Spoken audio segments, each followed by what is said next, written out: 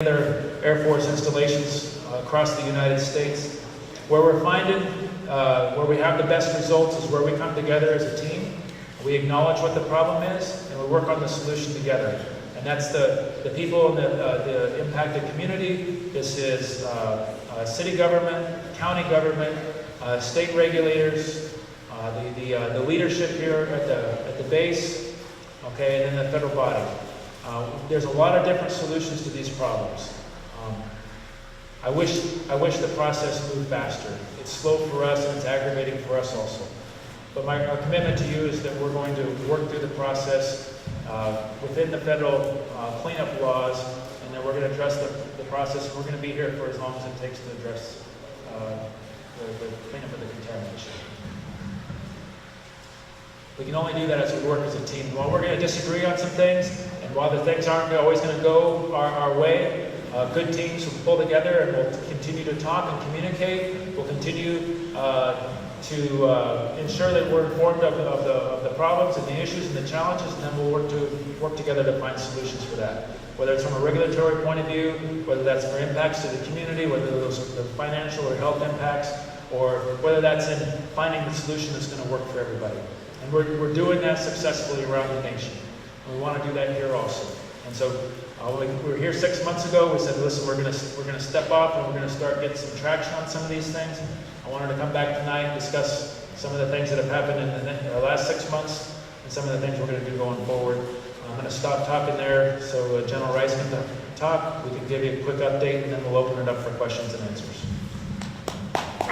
Thanks, John. Thanks. Hey, I'd like to also say thank you to the mayor for hosting, facilitating, and allowing us to be here.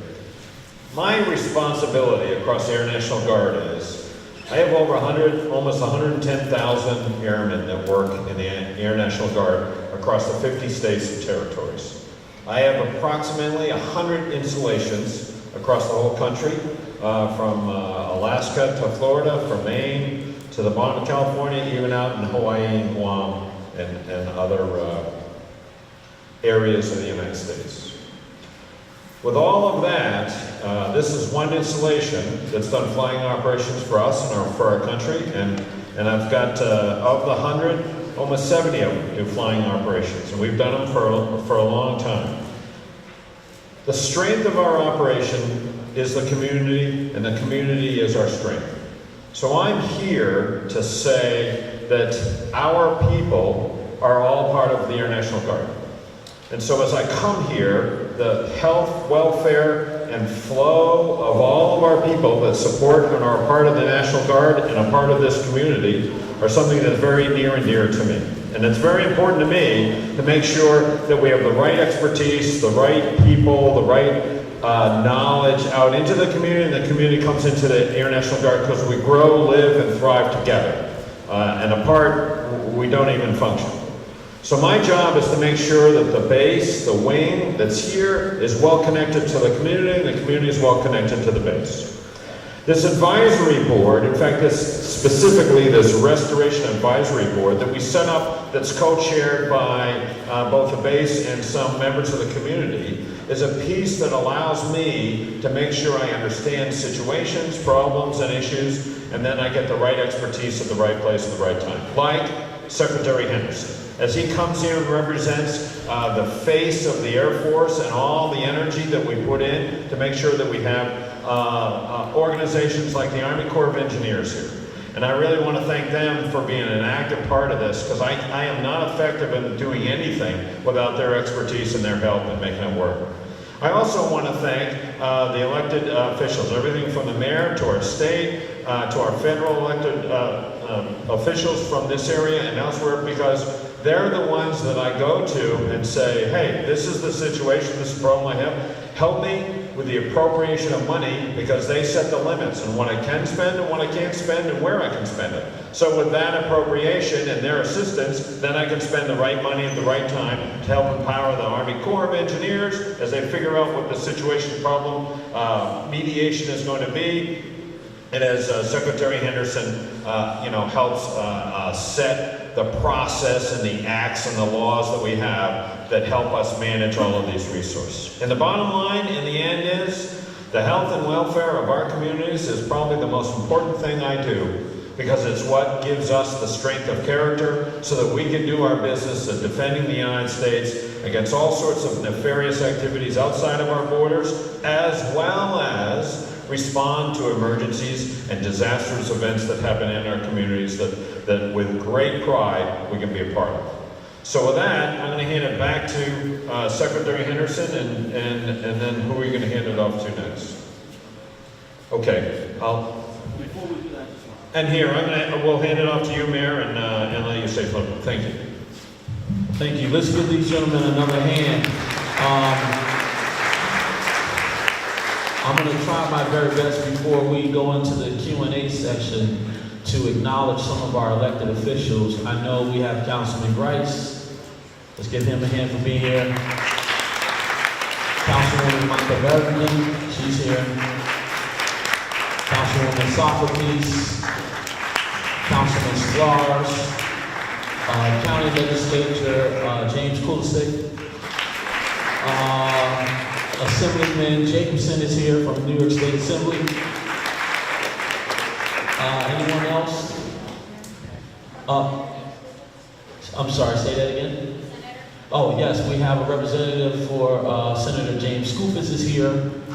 I know there's also representatives from Senator Chuck Schumer's office, stand to be acknowledged. And representatives from Senator Gillibrand's office as well. What's that? Oh, and Tom DiNapoli's office, our New York State Comptroller's representative is here as well. Yes. Let's give her a hand. She's back here. Okay. I moonlight as an Ulster County Legislature. Ulster County Legislature is here too. Yes, thank you. Okay, so I think that protocol has been established. I do want to say that our city manager is here, Joe Donut. Our assistant corporate counsel, Mr. Kaufman, is here. Our superintendent of engineers, Jason Morris, is here. He's back there. Superintendent of the water department, Mr. Vandenberg, is here as well. Wayne is here. And so I say that to say because we had a very productive and very meaningful meeting with Secretary Henderson and Lieutenant General Rice and several other military personnel. Gotta say hello and acknowledge our Economic and Planning Department Director, Allie Church is here. Let's give Allie a hand. So, you know, we've been in ongoing litigation. I don't want to get into too many specifics on that. Assistant Secretary Henderson acknowledged that in our very important meeting that we had at Stewart Air Base. There's ongoing litigation. We already know that. That's the elephant sitting in the room. We don't want to go into those matters.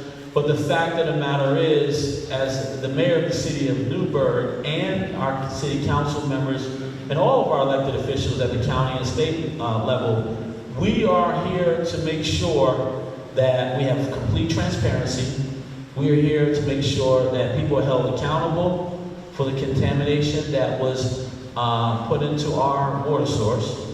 And we are here to work collaboratively to make sure that things are remediated in terms of protecting the watershed, and most importantly for me, the human elements and making sure that folks who have been affected health-wise are going to be taken care of as well, right? So we can't just look at and focus on remediating the watershed, but we also simultaneously have to look at the human health effects and how to address those things as well. So those are the things that, you know, we've been pushing for.